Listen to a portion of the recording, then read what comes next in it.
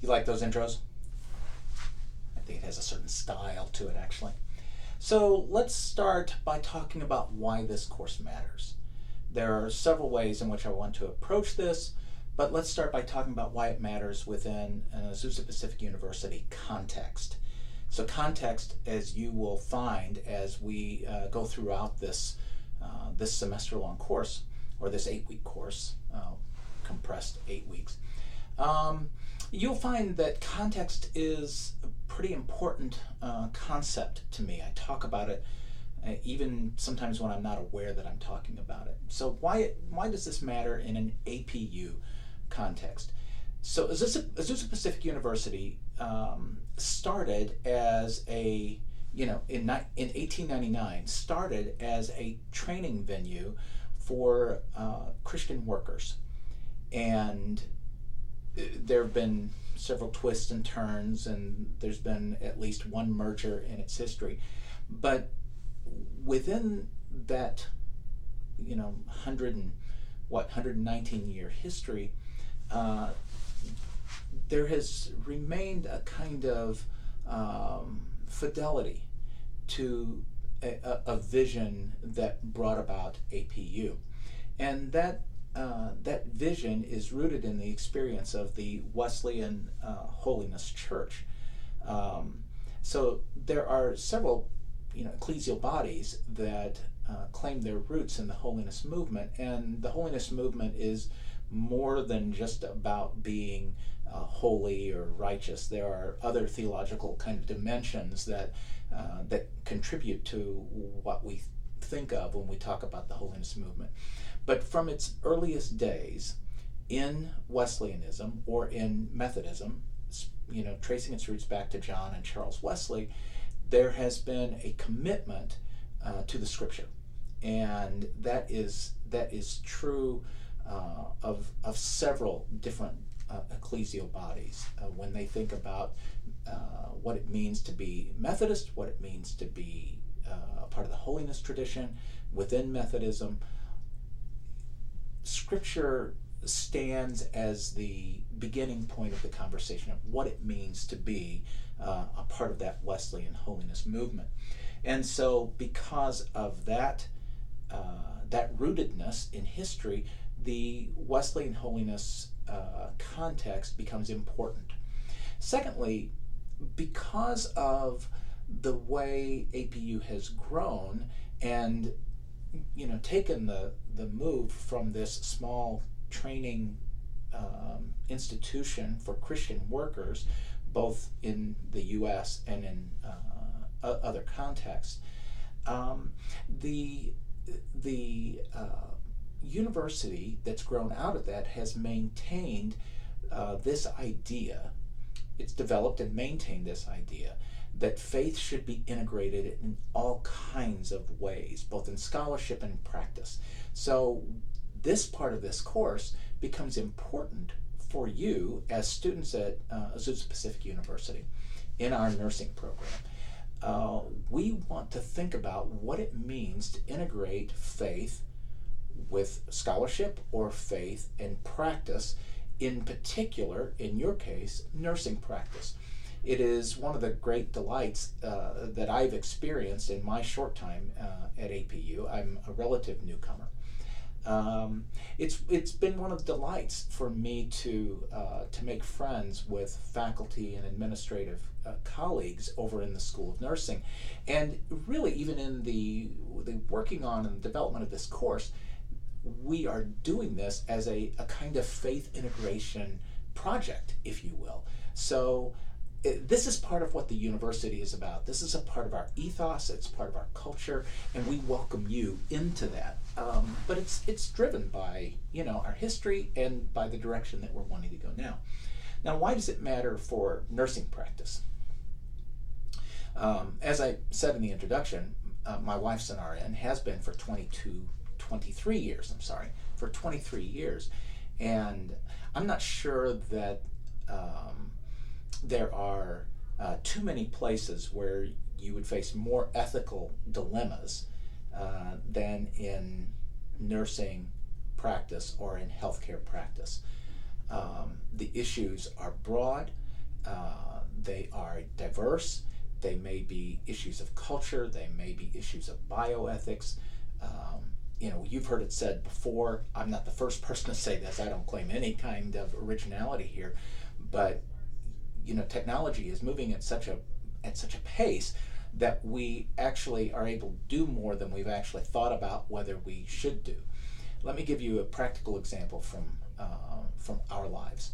My father died in 2008. Dad was 98 years old. One of the great delights of Dad's life was that from 1910, when he was born, to 2008, when he passed away, the Cubs had never won the World Series. And unfortunately, my life has been littered by a Cub World Series win in 2016. I can't believe how hard I was pulling for the Indians, but I digress. In any event, in 2005, Dad was suffering with congestive heart failure. He was 95 years old at that point. Mom, who was several years younger, she was 12 years younger than my dad, so she at that point was 83. She was obviously no spring chicken either, but she was not ready to let Dad go. And so at 95, he had a double pacemaker put in. Now, it cleared up the congestive heart failure, but Dad didn't do a lot from that point on. He was certainly with it. I was blessed in that both of my parents, now deceased, were emotionally and psychologically fit all of their lives. So that's a very great blessing for me. But I do wonder, right? As a theologian, I wonder about whether we put pacemakers in 95-year-old men. How do we think about that? And that I have learned from, that very question that I've learned from my wife is also a cultural question. So I approach that question as a white guy raised in the Midwest who has seen his father have a double pacemaker put in and didn't seem to extend the quality of his life. And yet other cultures don't think about that in the same way. So that's just an example from my life. And in nursing practice, many of you have been nurses for a very long time. You have a ton more of examples just like that, where you're thinking about these ethical kinds of dilemmas. And I think religious text, I'm not assuming that everyone has the same kind of faith practice or has been on a similar faith journey as I have, but how does our faith, or lack thereof, inform the way that we think about that? So as a scripture scholar, I want to look, and I mentioned in the introduction, we're going to talk about Luke Acts. I want to think about how the scripture informs those kinds of decisions and those kinds of attitudes that we need to be aware of and need to be thinking about as we try to navigate these rather dangerous shoals of ethics and spirituality. I think it also matters, this kind of course also matters for our ability to interpret religious text. I think because I have a certain level of expertise in the Christian scriptures, right? That's my academic area. But I think that helps me actually to read other religious texts and to compare ideas. It gives me a way of thinking about those things that are common among practitioners of various religious experiences, and that I think might be helpful for nurses as well, because there's a language, there's a religious language out there that your patients are going to be using. Maybe something in this course helps you to think through how to navigate that language, even though we're going to be taking this a series of deep dives within the New Testament. But there are principles of interpretation there that I think are applicable to all kinds of other religious texts. And I think they're applicable even to close reading and literary discernment of all kinds of text. I will say that one of the great experiences of my life is when I was a faculty member at Kentucky Wesleyan College. It was a small faculty, liberal arts college, and my office was next to an historian, and the next office was a political science, and then an historian, and then criminal justice, and on and on. I had wonderful opportunities to have conversations, even though we were reading different text. The way I read a text was not all that dissimilar to the way an historian would read a text, or the way a political scientist would read a text, or an English prof would read a text.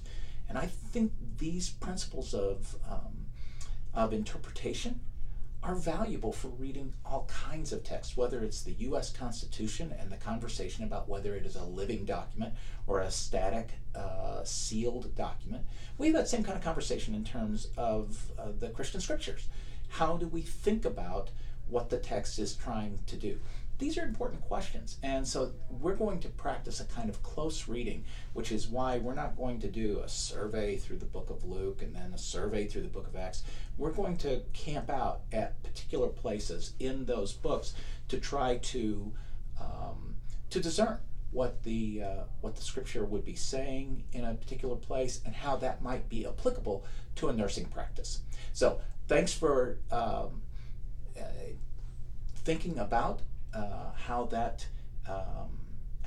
what our process is going to be here, and in the next lecture we'll be talking about our agenda. We'll spend a little bit of time there as we continue to introduce my part, this theological part of the course. Thanks.